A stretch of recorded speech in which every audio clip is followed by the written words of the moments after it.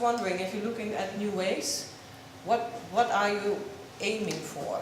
Would it be public engagement? Would it be opening up your collection? But what would it be? I think this question about what are we hoping to achieve, and I appreciate this raising the idea that we don't necessarily want to use every project to communicate a particular idea, fact, or an idea about scientific innovation. But I think we don't talk so much about changing attitudes, or it seems like a bit old-fashioned or perhaps out of fashion now to think that the museum can be an agent of social change.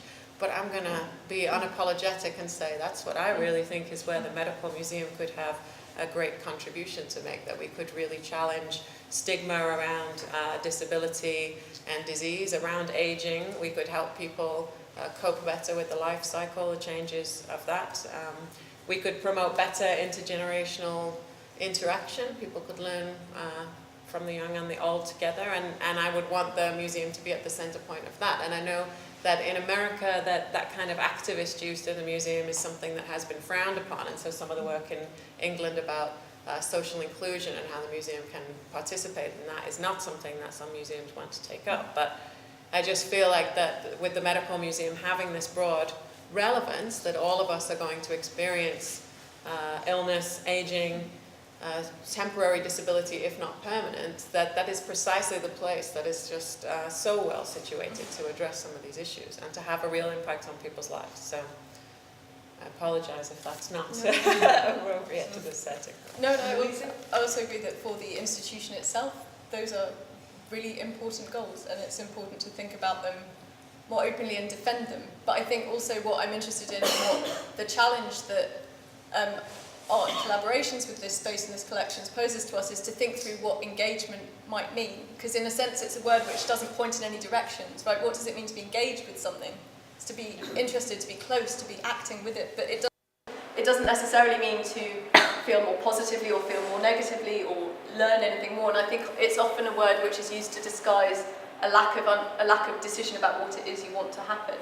And I think actually thinking, when I talk about more openness, partly I'm thinking of it as being ways of being a bit vulnerable to discovering what engagement might mean, or to excavating some of the implicit motives that go along some of the practices which seem outdated, I think, partly because we haven't thought through really what engagement could be. Yeah. Well, I think these are very stimulating topics, because Museum Boerhaave is on the verge of rearranging its permanent collection. And if you have a look at our collection as it is today, you see a lot of objects, but not context and so on. And there are no patients, there are no researchers, only the instruments. A bit exaggerated, but that's more or less the case. So we are thinking about putting in patient experience or doctor's experience and so on. The question is, how do we do this? And I have one particular point I would like to address. The Medical Museum as an institute, well, it addresses a kind of student population or a kind of academic atmosphere. And in a museum like ours, or big museums like the Science Museum, or etc., they are dealing with crowds of people from schools and so on, and there are different topics going on, because you are not capable of doing these fine-tuned things, because they will be ruined by all this stampede of students. So you have to deal with a kind of robustness in this whole approach. And I think it seems very not elaborate to think about this, but in practice this will be a problem. The museum itself being incredibly diverse, I think that's really important, because what works is also contextual. And I think then it's why the museums meeting together and thinking about how different medical museums function is really important, because some things you might develop in a more experimental place which has less constraints could be an interesting dialogue, both with the pragmatics of how you actually engage a lot of people in that kind of setting, but also in the other direction, to maybe extract some of those experiments in ways that could be useful in a more kind of a larger setting. But I think you're right, it's kind of utopian and a bit kind of blinkered to think everyone can be constantly experimenting and being. But I visited a museum, asking people to engage with this whole stuff also in a kind of emotional way, like you talked about in the beginning. And of course, that raises the question: is how dangerous is this? If there are no people around to guide this kind of processes, you could leave visitor with all kinds of emotional shocks and so on, and send them home. And well. Well, and I think it comes down to the point you made about lots of objects without context. And because it's similar issues, I think that if the priority of the museum is to have as much as possible from the collection on display, then you will have more material out, but you have less opportunity to contextualize it. But if your aim is to put in these other stories like you're talking about, then you have to have fewer objects out, but you're saying it's the story around the object that is now getting privileged. Yeah. And so the same, I think, has to go for the interpretive framework for emotional topics. You might have to spend more on the people in the environment that help engage the visitor, because that's a core part of what you want people to go away with. So you might have to spend less on design and more on interaction, human interaction. But I think it's also that there's dangers there as well, both in not trusting people enough to have the reactions that they have, and that's fine, and not being scared of difficult emotion, but also that the more interpretation and framing we give, how much are we then constraining the ways in which people... So I think it's a fine balance, and the answer has to again be related to the context of the museum, but also to the individual project. And maybe I'm just thinking on the top of my head here, one thing that happens is we don't test enough Yeah, I was about to say, as we build things, how they affect people. we know very little audio about to it. me. Or Yeah, just- in development, Well, there's a kind of more open process of involving people in. Yeah, and I'm totally intrigued by your Bonesaw example, because American medical museums, they've just been going through the anniversary of the Civil War, and everyone who has a bone saw has put it out on display as part of their Civil War exhibit. Bone saws don't make people faint. Yeah. Nobody's talking about it. And so I'm wondering why we're not studying these different interactions. When I was first doing the history of medicine, one of the professors said to us that after we had seen a video about circulation of the blood, that he doesn't warn students that you're about to see that video, because he can guarantee if you tell them they're going to see something that might be upsetting or disturbing, all people faint. If you don't tell them that, they can handle the material. And so I wonder about if we studied some of these differences between exhibition strategies in medical museums and the reactions, we could better understand how we're contributing to some of the things that we're so concerned about, that maybe there's different ways of dealing with it. In both your presentation, the focus was on the appeal medical objects and the personal reactions of the public. From an anthropological point of view, I'm very much interested in cultural pathologies, especially pathologies that are induced by the appropriation of new technologies. Like in the 19th century, you had a railway spine in a generation. In a few decades, it was extinguished.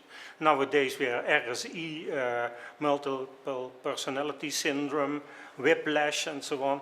And they are all contextualized in a certain period of time in a certain cultural circle. For instance, multi-personality syndrome started in England, went over to Holland, Germany, and was extinguished somewhere in the East without ever Denmark or Belgium being affected. So the question is, can you give space in the museum or disclose this kind of cultural balancing acts that we are all subjected to? That's a very good question, especially as lots of medical museums are intimately connected to medical departments and to medical funding, so these become quite contentious things to engage with, I think, for many institutions. I think and I can't remember the story, Louis might know, I think it was the Science Museum where they had a bit of problems with the way a homeopathy exhibition was presented. So I think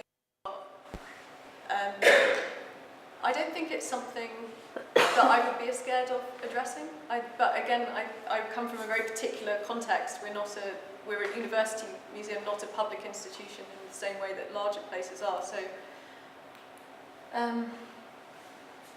yeah, I mean, I think it is a topic that a lot of medical museums look at, as long as it's the disease classification that they think has died out.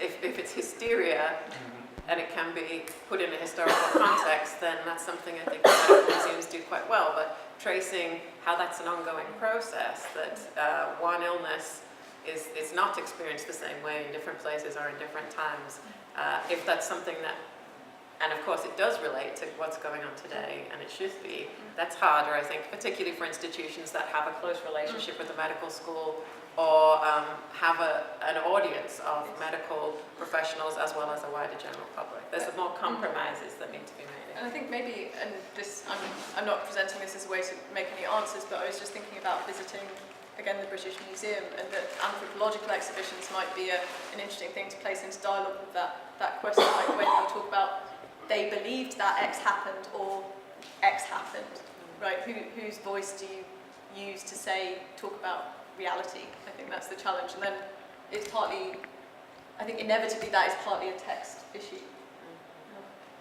We have another question here, and then Peter. What do you think the biggest challenges would be for museums wanting to operate in the way that you're both proposing? I can see at the moment money is a huge problem, and the maintenance of the collections, the material that I think that I'm so interested in and that a lot of medical museum stakeholders are so worried about is very expensive to take care of. But what I do see, and why I'm interested in kind of a comparative study from lots of different places, is that a lot of collections house similar content, and that we could be designing interpretive tools that could be used across a lot of different locations. So there might be very cost-effective strategies if we can start comparing practices and thinking about creating things together and sharing them. That also, though, is difficult in a climate where people want to be innovative and want to brand their own contribution. You know, there's this idea of kind of collaborative work that then gets utilised everywhere is a tricky one, I think, in that way. And I think that following on from that, I interviewed the head of collections before I came here, and he was talking about he's facilitated both artists working in the house but also lending out objects for artists who wanted to use them in installations elsewhere. And he was describing the incredibly time-consuming nature of that, not just in terms of the preservation and the fact that most of our collections are not properly. I think there's 6 different record systems, and there's no money to finish that process. So you get particular people's minds are the conduit to knowing what we have and where it is, and that places a great weight on that person. If you want to invite someone to engage with the collection, they have to engage with that person to get to the collection. And he was talking about then the decisions he has to make. He gets a lot of requests to use the collections for installations or photography projects. And how you make a decision about what's appropriate without making an artistic judgment is not just something that happens at the institutional level, but also in that kind of collection gatekeeper. So I think when you're talking about how the materials get involved, that's something that needs to be better resourced. But the other answer to the question that doesn't follow on from Manon's point was, I think a challenge in what I'm describing is how you know what's working and decide when to explore and when to exploit, and also how to make time to reflect on and share and evaluate what you're doing is a big challenge, again in terms of time. I was also a bit surprised about the metaphor that the medical museums are ill or have a certain disease, because I would think like the age that we live in is almost, let's say, the golden age of life sciences and medicinal technology, and it would almost be like a child in a candy store if I would be curating a medical museum for having to select all these marvelous inventions as being done. But yeah, maybe you pointed out that it's hard now to embody the technology because it has become so microscopic and tiny and small. So I was wondering, did the help of the biohackers or the involvement of them help in a way for people to experience this technology better, or was it? Yes, no, I think you're totally right, and we talk about that in a sense, medicine is the greatest gift topic, right? It connects to everyone, and why is it? Why? And maybe it's partly a form of hypochondria rather than a real illness, right? It's this kind of angst rather than. But I think, yeah, in terms of the biohacker project, we talk a lot about showing the behind the scenes in the process, and it actually was trying to do that in ways which draw on a practice which is fundamentally doing that actively out in the world all the time. So it was a form of expertise in teaching us how we can help people understand the processes of medicine in a way which makes them intriguing and approachable. But that couldn't be activated properly in a static exhibit.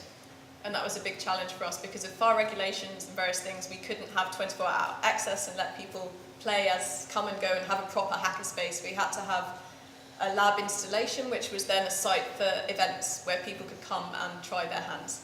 So I think it was very challenging in terms of thinking, getting more hands-on with process and the craft of science, what is actually required to meet that.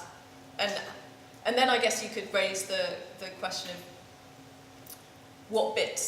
what was particular about doing that in a museum context rather than just sending everyone to the hackerspace down the road. And I think it was partly a different audience that we accessed, but also the kind of contextualizing place of the museum made it somehow possible to think more critically about what was going on for everyone, in a way which I think everyone found stimulating in terms of articulating why what they did mattered to the others in this public space. I don't know if that answers your question. And I just wanted to add another point about the perceived sickness in medical museums, because I think we are seeing a boom, like with the Body Worlds exhibits in popularity, we are seeing a boom of visitors interested in these topics, but we're also seeing a lot of stakeholder nervousness and anxiety about the controversies, the gap between public understanding of science, stem cell issues, medical innovation, and so a lot of assumptions being made about what that audience can handle or should be engaging with. So that's another way of looking at the problem that's going on, I think. One is the crucial role of the curator in all this. And if curators are well equipped at this moment to come up with solutions that are in the line of thinking that you are bringing, and how do you respond to the perceived illness, and how we could help them to be better equipped in this new world. Is there something you do about that? And the second is the role of technology. How can technology help to address the issues that you raised? I'm quite interested in getting beyond some of the assumptions, not just that curators make about audiences, but that curators make about one another in other medical museums. And I would like to talk to them. I would just like to do a very large survey study and talk to people about what's in their collections that they worry about. What would they like to show, but they don't know how to show it. And then bring some of that together so that people could see that they have shared concerns. The study that led to that Representing Disability book began with an analysis of why is disability history not more present in museums, history museums in the UK. And in a survey of curators, the analysis found not that people didn't know they had disability-related objects in the collections. They did know that for the most part, but they were really frightened of using those materials in an inappropriate way.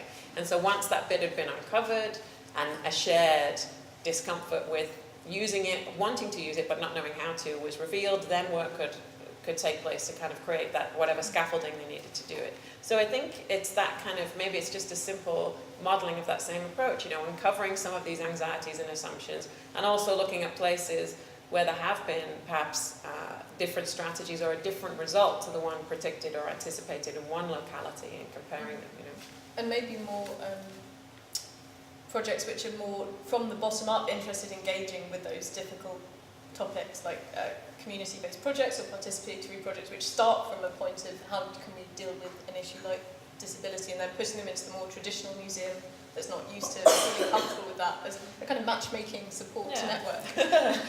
But in terms of technology, I don't have any answers here, and as you may know, we're not a museum that's full of new media technology at the moment. But I think the one thing that I've really shifted since I've been working there is the role that I don't have any answers really about using it in the museum, but that social media and online media can be a really critical way of opening up what you're doing as a museum. What is the knowledge making that the museum does? And I think we have a couple of curators who tweet their preservation work as well as the making of exhibitions and the issues that we discuss and the disagreements. And I think that's an important contribution. If you see it as a place where different people can come together to wrestle with these issues, it shouldn't just be about what happens in the room, or especially if you don't have a massive audience and can't change a lot of people there. Yeah. So that's really openness as well. Oh dear. You just mentioned social media, and isn't that part of maybe the next step for the museums to engage the audience in general?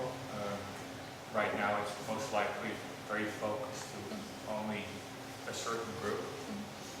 Well, I think a few things about that, but maybe it's another one of these challenges where we've worried a lot about it because it seems, social media seems to threaten the museum full of objects in the same way that Amazon seems to threaten the bookshop full of books. But I think maybe we should just stop worrying about that and thinking, what can we use these things for? And as we understand the tools better, what are they good for, and what spontaneously do people in the institution? And I think that's partly also about making people in the institution feel comfortable about using those things in the manner which they're best used, which is often personal and bottom up, and not necessarily as a kind of top-down design strategy, because then often with social media I think that falls flat, and it's just it doesn't take advantage of the media. But it's not neither is it a magic bullet to give you global The audience. communication in general is, and you indicate yourself that historically you're showing history out of a medical point of view, and to be able to engage anybody else, the first step is to open up. And you know, I think it's interesting that I didn't see any part of it. I heard you say research, sorry, yes, Yeah. so the emotional aspects of the experience of the viewer. Huh? You said you needed more research to be able to define the responses. I think social media is part of that research, and as such, you should start possibly now, and not when you're researching the possibility of using social media, because then, as we all know, we do a huge it's amount of happening social very media work. fast. The museum does a huge amount of social media work now relative to its size. It's definitely some, and there are people working in the institution with social media expertise rather than with curatorial expertise. Well, as a good indication, we saw a German professor 2 days ago showing that in Germany they built all these beautiful buildings and great expositions, but they are not being visited. So, you know, the connection to the audience, which is, you know, it's very focused because the material is very focused knowledge. You have to bring knowledge to a general population, to bring knowledge that is recognizable. And there's nothing better than social media to make it I agree in recognizable. principle, but I think you also have to recognise what you can do. And that depends on which institution you're in. What's the best role that you can play? And I don't think necessarily for all medical museums their greatest potential is to spread knowledge as widely as possible. I think it can be to intervene in more in-depth and qualitatively interesting ways, which you can then disseminate via all kinds of ways, like via social media and video making and archiving. But I don't think just seeing it as a way to spread your knowledge as widely as possible is the right way to think about social media, in my opinion.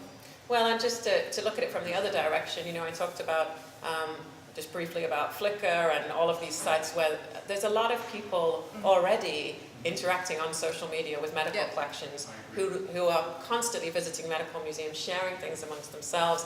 You know, if part of your goal of engagement is not just what is happening in your physical gallery, there's all sorts of stuff going on online, but some of it is around this kind of freakery curiosity that medical museums have been a little nervous of engaging with. So it's about, I think, bringing in that community as well, not just thinking about the outward messaging of the museum, but using that curiosity, but thinking how we can harness it for different ways. Okay. I would like to thank the speakers, of course, for their very interesting lectures.